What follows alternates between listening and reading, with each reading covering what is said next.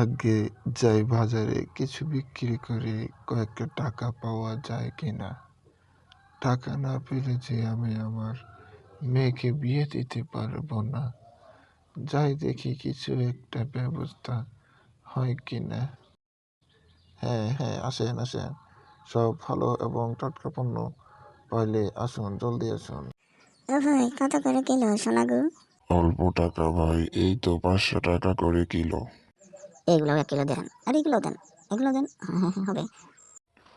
আজ ভালোই বিক্রি হয়েছে বটে। যাই যাই, বাড়ি গিয়ে মেয়ের বিয়ের দিনটা পাকা করে ফেলি। এই বুড়ো, এই এত রাতে কোথা থেকে ফিরছিস? কোথাও না ভাই, বাজার থেকে ফিরছি। তোর কাছে যা যা আছে চুপচাপ সবকিছু বের কর। বের করবি না মানে তোর ঘাড় বের করবে তারা। এই বলে ডাকাত দল লোকটির সবকিছু নিয়ে পালিয়ে গেল। লোকটি অসহায় হয়ে পড়ে গেল। লোকটি তার মেয়ে বিয়ে দিতে পারল না। তো বন্ধুরা, ভিডিওটি ভালো লাগলে অবশ্যই একটি লাইক দিবেন।